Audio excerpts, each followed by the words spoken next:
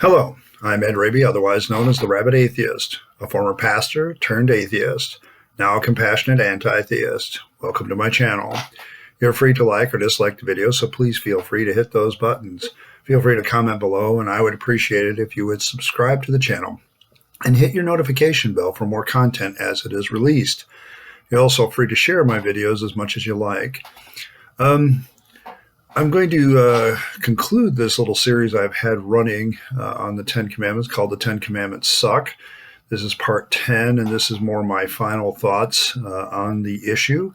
I do not know how long this video may be. It may be a little bit longer than normal, but I think it's worth it to kind of get a sense of where we've been.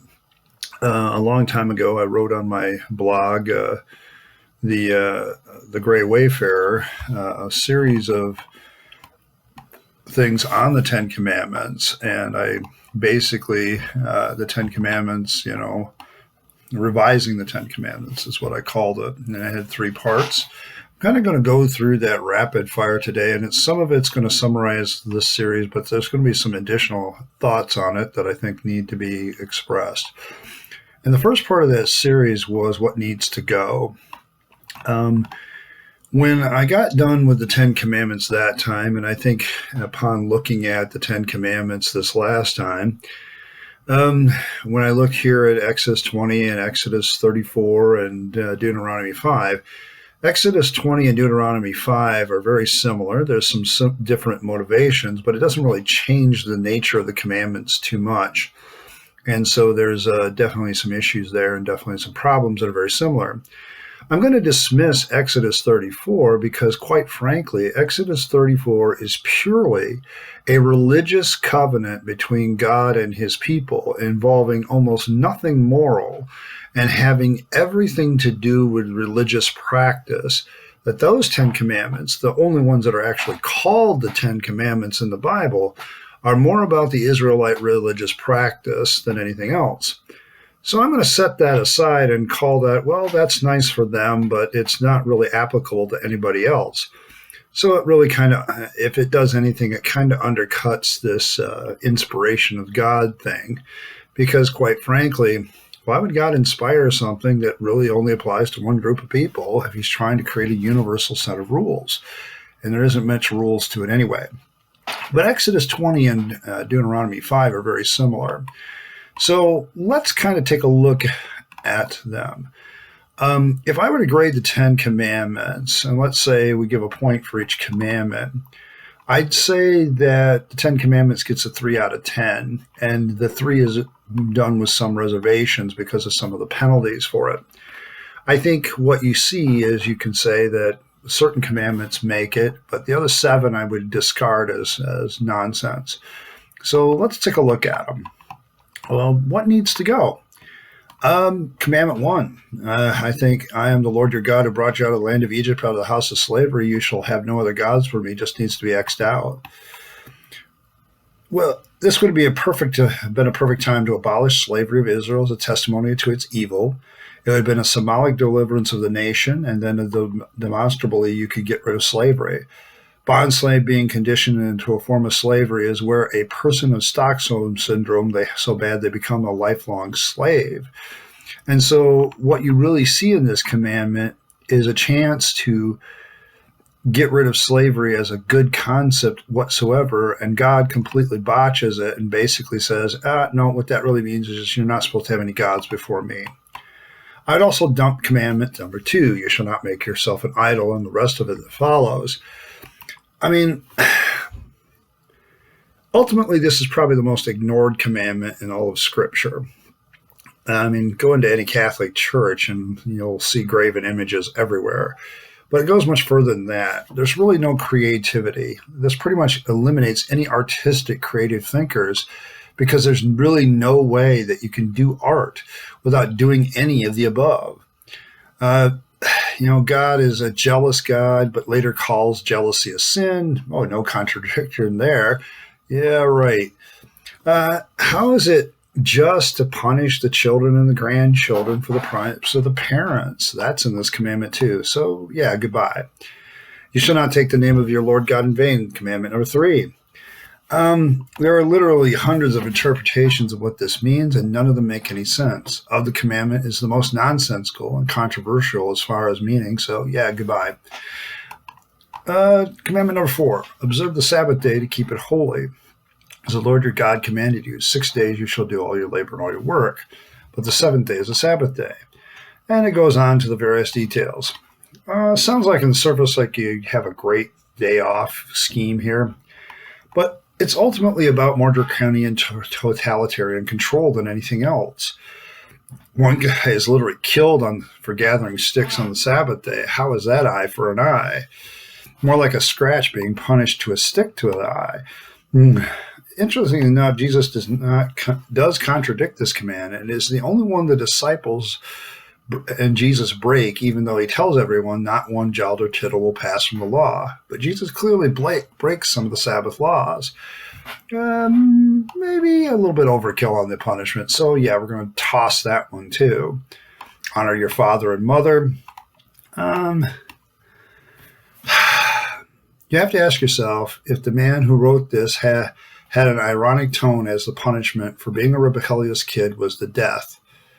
It would be your parents killed you that your days might be prolonged indeed.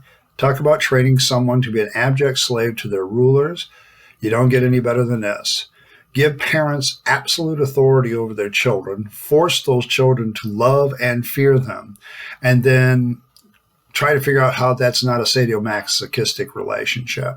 See, this is where I kind of go for the throat a little bit more. In my opinion, if parents want to be honored as parents, they should go out and earn it. They should deserve it. You can't demand it because of position, but demonstrate that you deserve the honor by your character. You had children. You're responsible for them. They exist because you decided that you wanted them to exist or you were careless. They are not obligated to you. You are obligated to them. You shouldn't simply have them as servants. Okay, that's not what children are. They're people. And if you want to be honored by them, raise them in an honorable way. Sorry, Commandment 5, goodbye.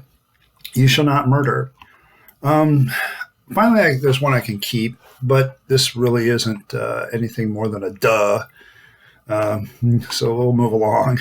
You shall not commit adultery.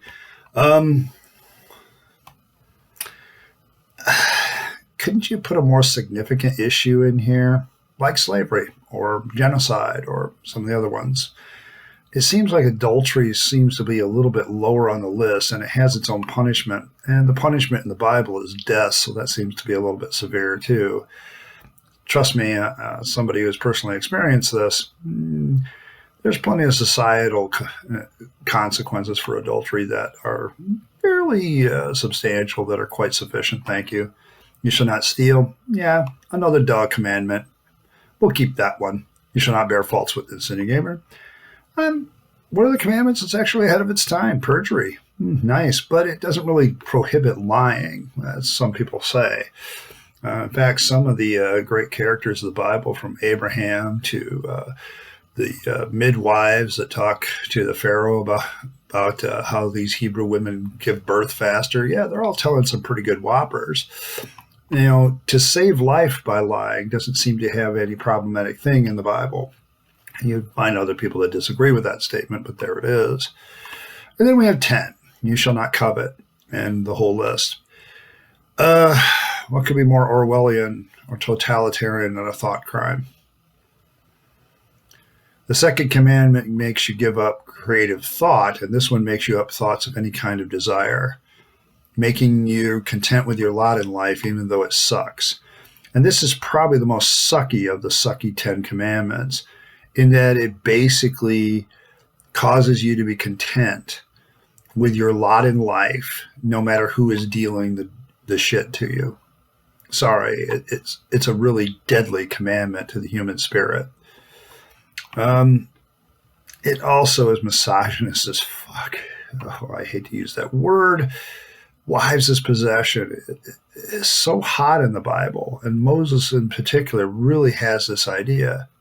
Women are property, not people in the law, and the 10 Commandments emphasize that several times. Women are equal to cattle, is implied. Sorry, goodbye. At this point, we have three survivors. You shall not murder, you shall not steal, and you shall not bear false witness against your neighbor. All the rest of them need revision. So we kicked out 7 and kept 3. What do we do next? Well, let's talk about positive replacements. When I wrote my series on the Great Wayfarer, which I'll link in the description, I decided that, okay, if we're going to have 10 commandments, let's have some things that replace these commandments that are fairly close to the original in intent, but also that will actually reflect more of a good moral character. And the reason at this point I bring this up to kind of demonstrate how much more the 10 commandments suck is this. If I, a fallible human being who makes mistakes, can come up with a better and more moral 10 commandments than the Bible presents, that kind of undercuts the 10 commandments of the Bible as being A, infallible, and B, inspired by God. If in my own human inspiration I can come up with something that's better morally, that really kind of demonstrates how sucky the 10 commandments are in the Bible. So let me give it a shot. Commandment number 1, you were born free. People will try to enslave you through many means. Don't let them. Respect the freedom of others. Don't enslave them. Let's get to the slavery issue right away. You shouldn't be allowed to own another human being as property, no matter what the circumstances, period. Number 2, be an artistic human. Express yourself and enjoy the expression of others. Make images, music, words. Do anything that expresses your heart's desire. Every human being should find some artistic outlet for themselves and be creative and free thinking. This artistic expression is what gives life life. Okay, do not ever let anybody tell you that you shouldn't be able to do this. Number 3, uphold the truth and be truthful with your words. When you're wrong, admit it.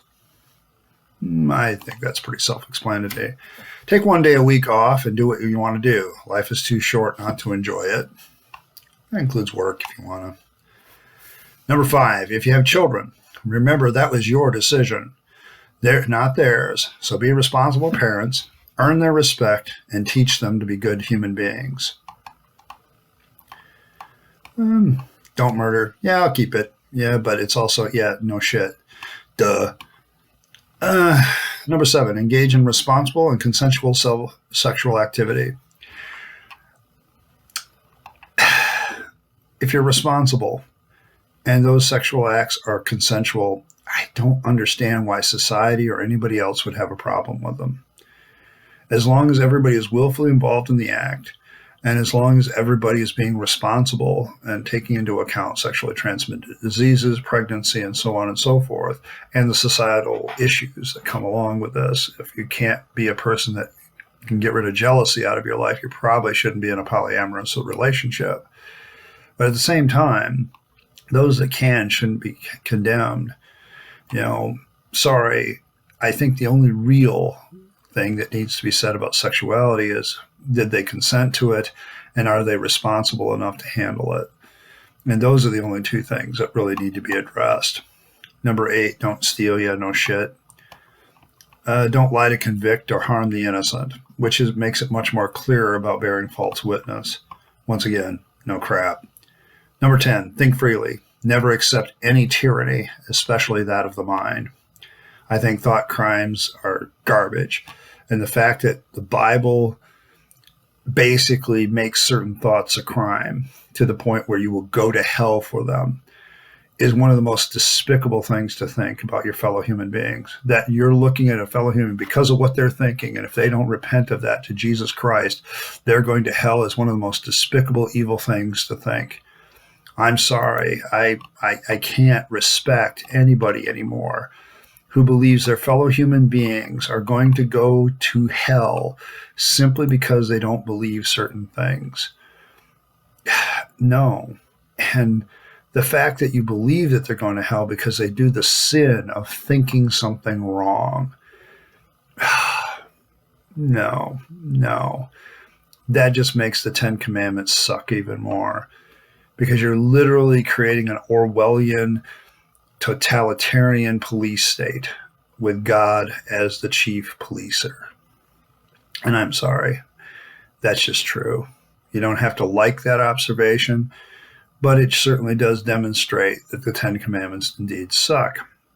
So, what other things do we need? In that same series on the Gray Wafer, I said, additions and a final copy is probably needed. Some additions. I have 3 of them. Because there are certain things that I found very objectionable to the Ten Commandments because it doesn't really cover them. And there are certain things that the Bible commands to be done that don't seem to be readdressed in the Ten Commandments. So as a further demonstration of how sucky the Ten Commandments are, let's talk about a few more things and create some commandments against them, even though the Bible not only in some cases allows some of these things, but actually instructs people to do them. Until a child, commandment number 11 from me would be something like this. Until a child can make decision for themselves, they should not have parts of their body removed, be abused, or otherwise manipulated to further the agenda of adults. I used to be a Christian education pastor. I now regret that. And I'm going to tell you why. Because to tell a child that they're evil and going to hell before they're really able to comprehend anything is borderline abusive. You may believe that sincerely, but you really need to think through what you're saying to children. And quite frankly, the notion that every person on the planet is somehow evil sinner is repugnant to me now. It is a great way to manipulate and control people. Commandment 12. In case it wasn't already clear, the following activities should not be done as they are morally bankrupt: rape, genocide, and slavery. I think I've made it throughout this series very clear where I stand on slavery, and the fact that the Bible not only condones slavery but regulates it should be enough of an abhorrence to take the whole book and throw it out the window. I'm certainly going to tell you that the Ten Commandments should not be a guide to society for that very reason. The fact that through the Bible you can justify not only slavery, but in certain cases rape. There is a law provision in the law. If a man wants a certain girl for his wife, he basically has to rape her. And if he pays the father enough shekels of silver, she becomes his wife. That's basically, getting a wife by rape and paying some money. Nice. It certainly gives a whole new meaning to the expression pimp daddy. And genocide. The real thing about this series, if you hadn't noticed, I haven't really addressed the topic of genocide that much. And that's because when you really look at the Bible, it condones genocide almost right out the gate. The thing about the Exodus is we're going to give you the land that I promised to Abraham. We're going to go in and you're going to slaughter everybody. I haven't been really specific about this here, other than to say that genocide is not only condoned by the Bible, but ordered. When God tells the children of Israel, he tells them to kill everybody, to kill all the males, all the females who have lied with men, and that's it, okay? All the men. Now, I'm going to create a scenario for you just so you begin to understand the implications of this. An Israeli soldier, armed with spear, sword, and shield, kicks in the door of a Canaanite home. In that home, he finds a mother suckling her little baby boy, who is about 3 months old, to her breast. She's placed herself in front of her 5-year-old girl. In front of them is their father with a sword. Based on the order of God, the following things need to happen. The man needs to be killed. He is to be defeated. Once the Israeli soldier is finished with killing off the husband, he is to kill off the mother. He is then to take the baby, 3-month-old baby boy, and kill it as well. He is then supposed to place the 5-year-old little girl into shackles where she will be kept as his slave until she comes of age in which she becomes his sex slave. That's what's ordered by the God of the Bible. Rape, genocide, and slavery, all in one shot. My 12th commandment gets rid of all of it and says it's wrong. And I think anybody who has a decent moral understanding of how the way human beings should operate would also say it's wrong. One last one. Don't do to others what you would not want be done to you. Well, that sounds suspiciously familiar, doesn't it? Yes, it does. And this expression happens in almost every religion, but also in every moral code. I like the negative version because it basically prohibits me from doing something that I wouldn't want done to myself. That's a pretty damn good way to live. It's not really all that hard, but you begin to think about things a lot more better that way. And to me, it's the 13th commandment. Of course, there's the old joke that the real 11th commandment is don't get caught, but I don't need that commandment anymore as an atheist. I just need to have commands and ideas that allow me to be a decent human being.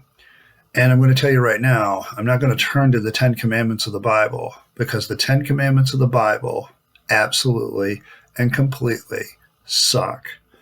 They suck on a lot of grounds. The God that gave them seems to be a narcissistic, genocidal maniac with delusions of control.